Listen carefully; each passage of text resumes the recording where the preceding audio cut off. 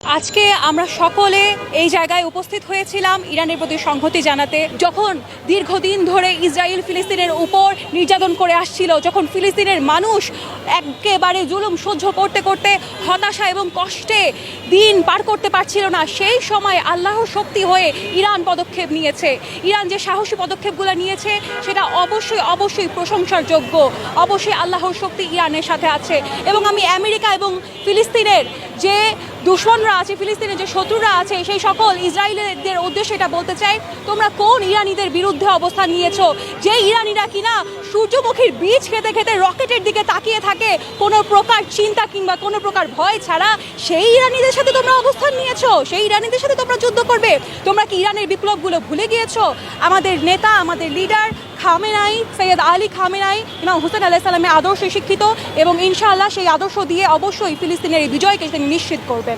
এবার 18 বছরের এক তরুণী ঢাকার রাজপথের এক আন্দোলনে ইরানের পক্ষ নিয়ে সাহসী বক্তব্য রাখেন ওই 18 বছরের তরুণী।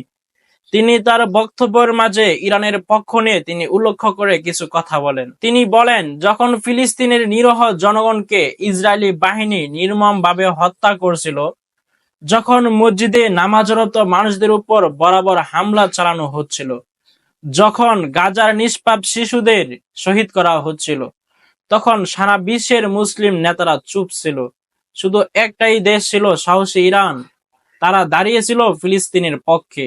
আজও তারা অটল। আজ সেই ইরানে বর্ষিত হলো ইহুদি রাষ্ট্র ও যুক্তরাষ্ট্রের নিষ্ঠুর ব্লাস্টার বোমা। আন্তর্জাতিক মানবাধিকারকে পদদলিত করে চালানো হলো হামলা। আমরা এর তীব্র নিন্দা জানাই বলে এই মেয়ে তার বক্তব্যে সাহসী প্রেরণা দেয়। ইরানের পাশে ছিলাম, ইরানের পাশে থাকবো ইনশাল্লাহ, এরকমই সাহসী বক্তব্য দেন ঢাকার রাজপথে। ইসলামের পক্ষে, নিপীড়িতের পাশে, অন্যায়ের বিরুদ্ধে, এটাই মুসলিমের পরিচয়। এরকম সাহসী বক্তব্য দিলেন এক 18 বছরের তরুণী।